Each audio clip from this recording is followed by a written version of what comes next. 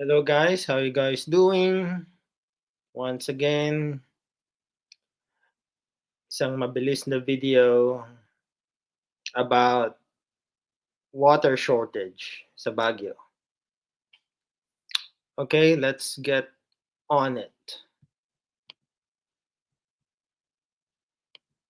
And take note, si Kuya Benji pa nag-award ha. Malinaw na malinaw. And, if you could take a swipe, for instance, sa news article na to, lumalabas na may water shortage sa Baguio. Yes, there is a water shortage in Baguio. Also, the Baguio city, their population is exploding. Okay?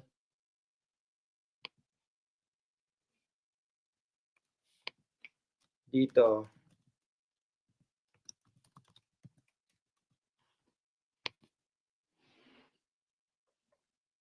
Okay?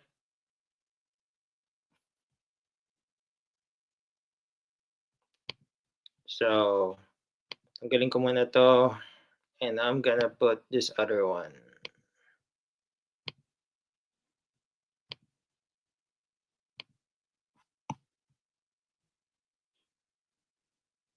See this one? Oh, see the graph tumataas? That's only 2020. Okay? If you look at the population now, okay, 2024, there is 400,000 people living in the Baguio. Okay, tumaas siya from 2023. 2%. Okay? So, tanggalin ko ulit to.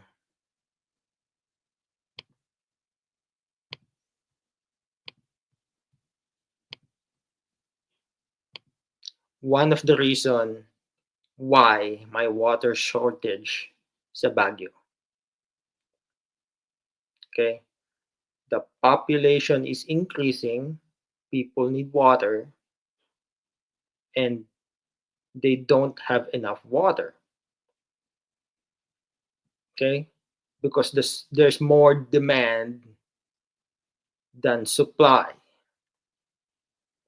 And if there's more demand than supply, what's gonna happen? Prices will go up. That is normal. Kaya hindi ko alam yung point ni scrutiny dito. Because if there is a shortage of goods and that goods has a high demand, prices will go up. That's economics 101. Okay? Demand of a good goes up, prices will go up. Binanggit nga rin sa nasabing balita na kinokonsidera ni Kuya Benji ang posibilidad na kumuha ng bulk water services mula sa malalaking developers upang masolusyonan ang matagal ng problema. See? Mayor Benji Magalong explored the possibility of bulk water service. So he's thinking about other sources, other ways to get water for the people. Sa tubig ng Baguio City. Ngunit gayon pa man, kinakailangan ng mga residente na magbayad ng mas mataas na singil sa tubig na aabot sa 100 pesos hanggang 139 bawat cubic meter. Okay, like I said, that is normal. Okay, Baguio, tumataas ang population. They also have extreme heat problems. Okay? So what happens sa tubig if it's too hot outside? It evaporates. It turns to steam. What else happens when it's too hot outside? People take a lot of baths. And ano pa ang problema sa Baguio? It's also overpopulated. Okay? There is a shortage of water. Kaya, prices will go up. That is normal. Okay? Same thing sa California. In the big cities of California, overpopulated ang California. Okay? They have problems with electricity sa California, especially sa big cities. I have heard, okay, na maraming blackouts doon sa California. Kasi nga, people are using a lot of electric cars, a lot of electronic equipment, and pag sabay-sabay yun, like the electric grid cannot handle it sa dami ng tao.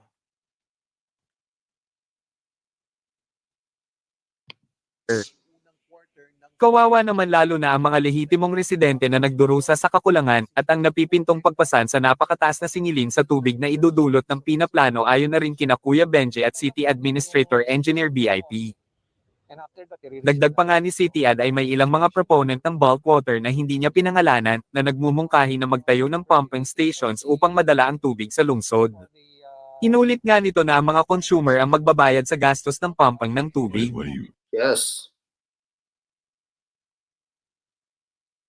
Okay, you have a short supply. The demand goes up. Somebody has to pay. Nothing is free. Okay?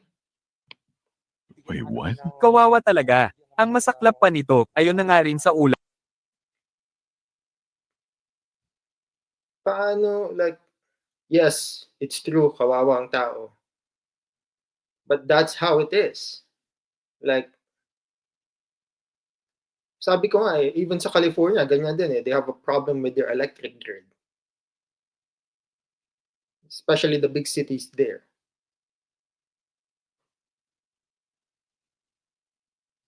Tapos dito din, sa US, tumataas din.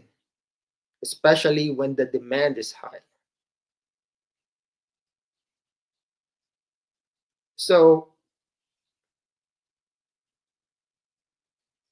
if this is normal,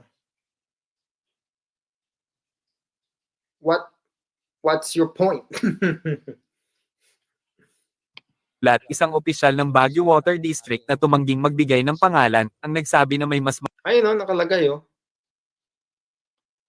Has more supply now because of newly developed sources, although demand has been high because of extreme heat. Ayun, nakalagay dyan oh.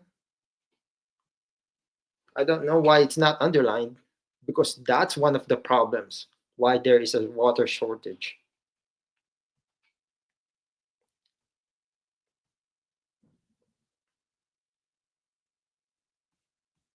Okay?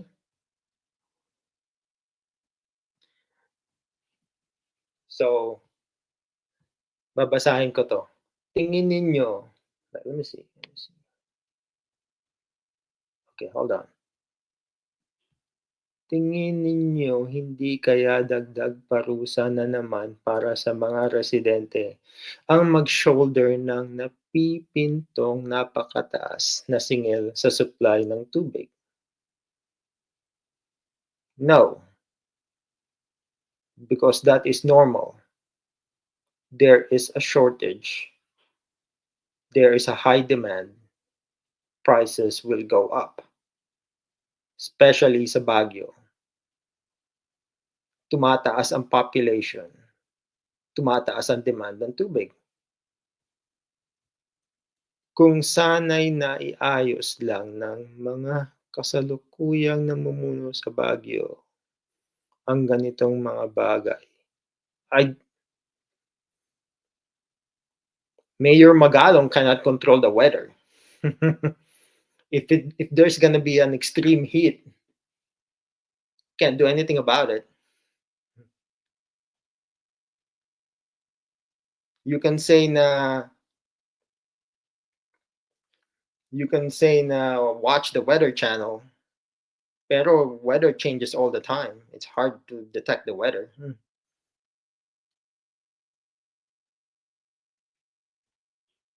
So I don't know what's the point. Why are you blaming this on the mayor when the mayor don't control the population? Number two, the mayor cannot control the weather. I think he's doing what he can. So, yeah, yun lang naman. So, peace out.